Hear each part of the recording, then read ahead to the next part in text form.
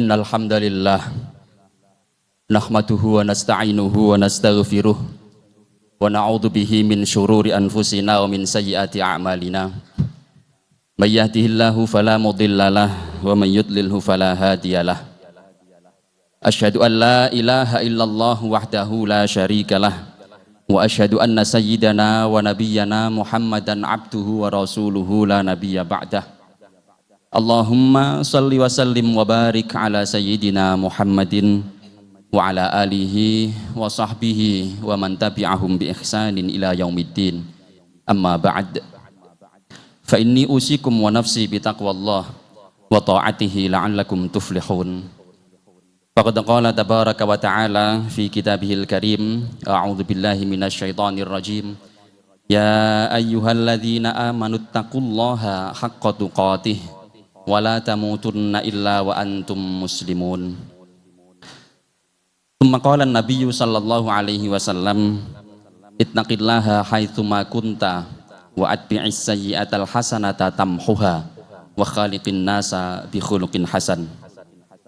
Hadirin jamaah Jumat yang dimuliakan Allah Subhanahu wa taala, mengawali khutbah pada kesempatan yang penuh barakah ini, pertama-tama kami hendak mengingatkan diri kami pribadi secara khusus sekaligus mengajak segenap jamaah kaum muslimin untuk kita bersama-sama bertekad meningkatkan kualitas iman dan takwa kita kepada Allah Subhanahu wa taala. Di mana kita tahu bahwa takwa ini adalah sebaik-baik bekal bagi hidup kita, baik itu bekal untuk hidup di dunia maupun bekal untuk hidup di akhirat. Segala sesuatu kalau tidak disertai dengan ketakwaan akan sirna. Segala sesuatu kalau tidak didasari dan ketakwaan justru akan menghasilkan suatu bencana. Oleh karena itu Allah Subhanahu wa taala pada prinsipnya memerintahkan kita untuk bertakwa dengan sebenar-benarnya ketakwaan. Itu pada prinsipnya adalah supaya kita ini selamat dari hal-hal yang membahayakan diri kita baik di dunia maupun di akhirat.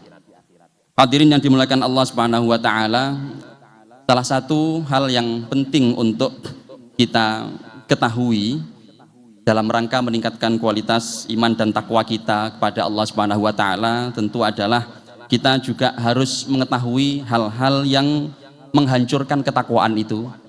Kita harus mengetahui hal-hal yang menghambat ketakwaan dan juga pelaku-pelakunya, pelaku yang menghancurkan ketakwaan, serta cara kerja atau strategi para penghancur ketakwaan ini.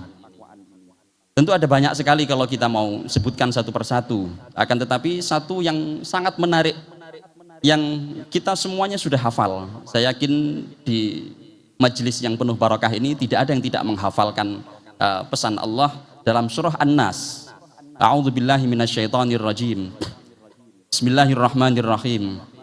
Qul a'udzu birabbin nas, malikin nas, ilahin nas, min syarril waswasil khannas, alladzi yuwaswisu fi sudurin nas, minal jinnati wan nas. Shadaqallahul azim.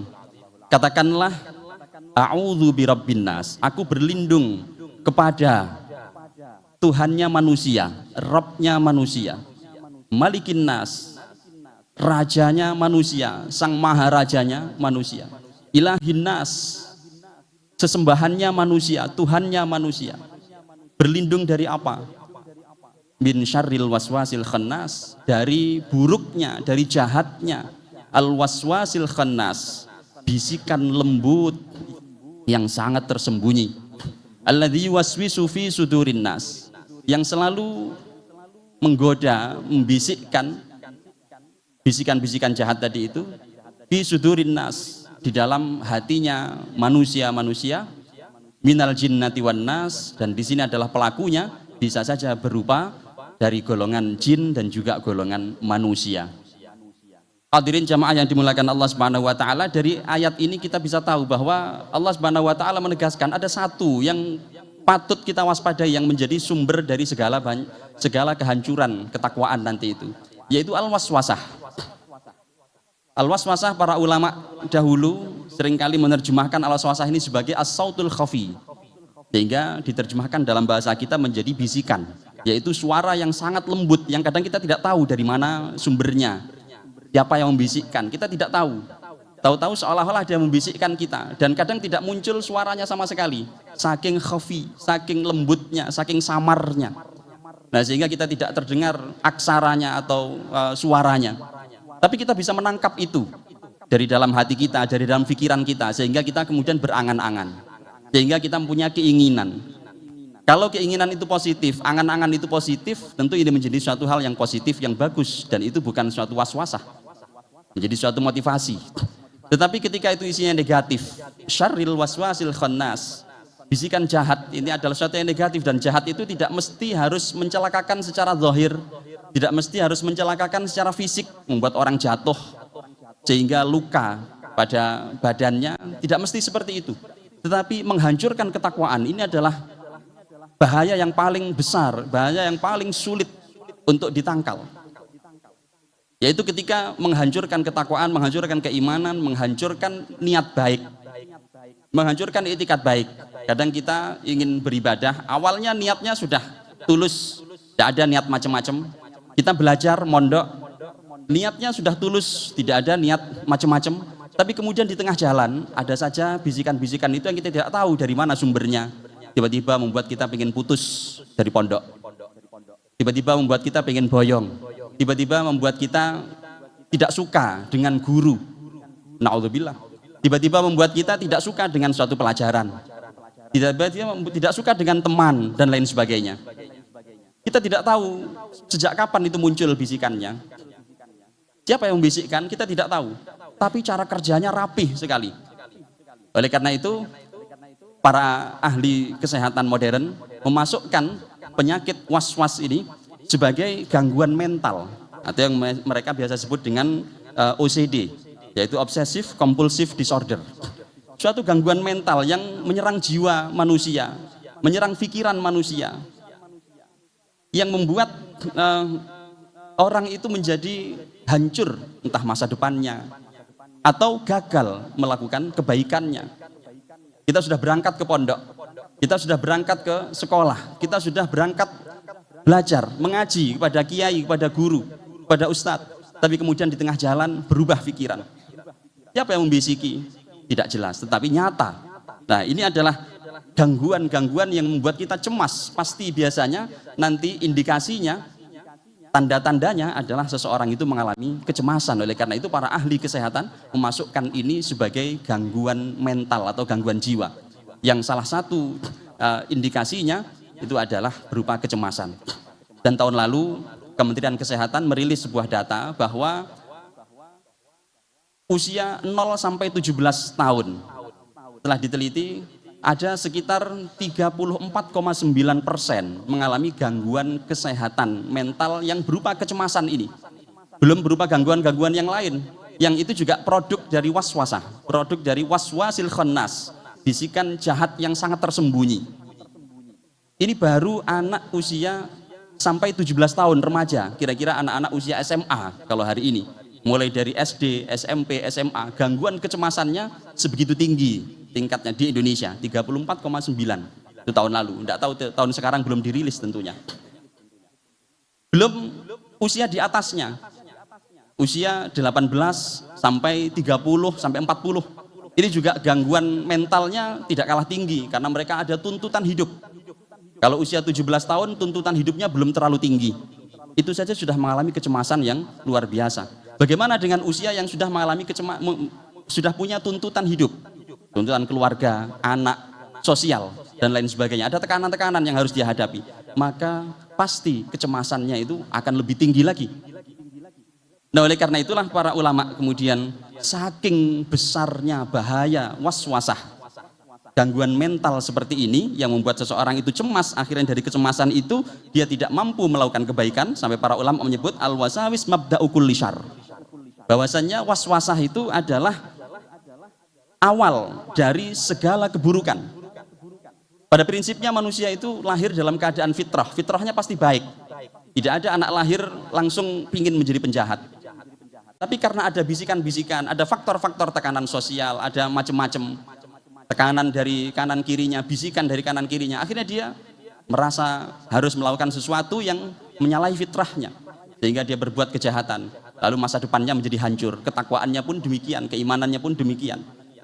Nah, oleh karena itulah para ulama mewanti-wanti betul bahwa dalam surah An-Nas ini ada satu hal yang menarik. Tentu banyak yang menarik, tapi salah satu yang patut untuk kita tangkap dari pesan kali ini adalah bahwasannya yang disampaikan oleh Allah dalam surah An-Nas ini adalah satu yang perlu diwaspadai, syarril waswasil khannas, tidak lebih. Tetapi menariknya Allah Subhanahu wa taala mengajari kita bagaimana cara berlepas diri, berlindung dari waswasah ini. Karena waswasah ini ternyata obatnya adalah dengan minta perlindungan kepada Allah. Makanya Allah mengajari kita, qul a'udzu birabbin nas. Katakan, bacalah. Obatnya adalah dengan banyak membaca. Dengan banyak membaca apa? Membaca atau menyebut, berzikir, menyebut nama-nama Allah Subhanahu wa taala. Dan Allah memilihkan dari sekian banyak nama, anggap saja 99 nama al-asmaul husna. Allah pilihkan 3 yang termasuk dari kategori Ismullahil A'zam, nama Allah yang paling agung, yaitu 1 Rabbin Nas, yang kedua Malikin Nas, dan yang ketiga Ilahin Nas. Kesimpulan ini diambil oleh para ulama setelah mencermati ayat atau surah sebelumnya, yaitu surah Al-Falaq. Di surah Al-Falaq Allah Subhanahu wa taala mengajari kita cara berlindung dari 4 keburukan, tapi cukup hanya dengan 1 nama Allah. Qul a'udzu birabbil falaq min syarri ma khalaq.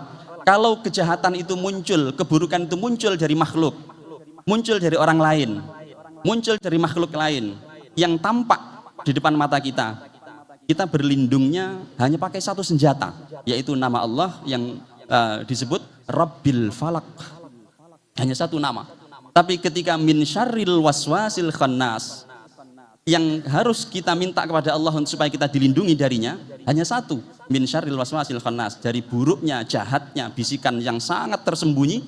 Tetapi Allah mengajari kita cara berlindungnya adalah dengan 3 nama Allah yang paling agung, yaitu Rabbin Nas, Malikin Nas, Ilahin Nas. Dan ini nama-nama yang menunjukkan keagungan yang paling agung, yaitu Rabbin Nas, Tuhan yang mengatur manusia, mengatur jalan hidupnya manusia, mengatur hatinya manusia, melindungi hatinya manusia, menumbuh kembangkan hatinya manusia. Malikin Nas, Tuhan yang merajai manusia, merajai hatinya manusia, merajai pikirannya manusia, sehingga setan-setan tidak mampu lagi untuk membisikinya. Kemudian Ilahin Nas, yaitu Tuhan yang selalu disembah oleh manusia, menjadi tumpuan harapan bagi manusia. Oleh karena itu Rasulullah SAW dalam riwayat Imam Ahmad juga menegaskan bahwasanya inna syaitana jathim ala qalbi ibni Adam fa idza dzukirallah khanasa wa idza ghafala waswasa. Rasulullah menegaskan bahwasanya sungguh setan itu menempel pada hati setiap anak Adam. Tapi fa idza dzukirallah khanasa. Tapi ketika di dalam hati itu disebutkan nama Allah, terutama sekali nama Allah Rabbin Nas, Malikin Nas, Ilahin Nas, kita banyak membaca ayat ini, surah ini, maka khanasa, maka setan ini akan mundur, akan tersembunyi, sudah tidak mampu lagi untuk menampakkan diri di hadapan hati manusia. Wa idza ghafala, tapi kalau manusia itu lalai, lupa, kosong hatinya dari mengingat Allah, tidak diisi dengan nama-nama Allah, terutama nama-nama yang 3 yang paling agung tadi itu, waswasa, maka setan akan berhasil membisikkan kejahatan itu. Dari sinilah hadirin yang dimuliakan Allah, seringkali kita hendak melakukan suatu kebaikan, tapi kemudian kita batalkan sendiri, hanya gara-gara pikiran yang belum tentu terbukti kebenarannya. Kita kepingin berangkat sekolah, tiba-tiba di tengah jalan mundur, tidak jadi. Pengen berangkat mondok, habis pulang liburan juga begitu, terganggu, tergoda oleh kenikmatan-kenikmatan yang ada di rumah, akhirnya nggak jadi. Ini bagian dari waswasah yang kecil, yang membuat kecemasan pikiran, kecemasan jiwa, tapi belum sampai membuat cemas secara hatinya, cemas secara keimanan dan ketakwaannya. Nah, tetapi kalau itu dibiarkan juga akan membahayakan keimanan dan ketakwaannya. Na'udzubillah. Nah, oleh karena itu semoga kita semuanya dilindungi oleh Allah dari keburukan yang paling besar, mengalahkan kebesaran keburukan yang ditimbulkan oleh sesama makhluk, mengalahkan keburukan-keburukan yang tampak di depan mata kita, yaitu keburukan yang justru menempel di dalam hati kita, yang bekerja setiap saat membisiki dengan suara yang sangat lembut, sangat halus, dan itu menimbulkan gangguan mental, gangguan jiwa, yang pada akhirnya kalau dibiarkan bisa mengganggu ketakwaan dan keimanan kita.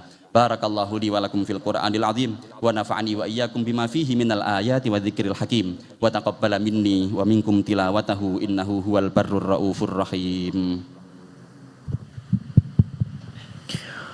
Allahumma salli ala sayyidina wa maulana Muhammad وعلى آل سيدنا ومولانا محمد.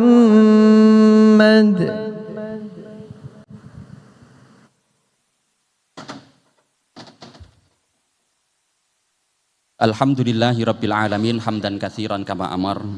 Asyhadu an la ilaha illallah wahdahu la syarikalah wa asyhadu anna sayyidana wa nabiyyana Muhammadan abduhu wa rasuluhu irghaman liman jahada bihi wa kafar. Allahumma salli wa sallim wa barik ala sayyidina Muhammadin sayyidil khalaiqi wal bashar wa ala alihi wa sahbihi wa man tabi'ahum bi ihsanin ila yaumil mahsyar. Amma ba'd, fa inni usikum wa nafsi bi taqwallah wa ta'atihi la'allakum tuflihun. Faqad qala tabaraka wa ta'ala fi kitabihil karim, a'udzu billahi minasyaitonir rajim, ya ayyuhalladzina amanu taqullaha haqqa tuqatih wa la tamutunna illa wa antum muslimun.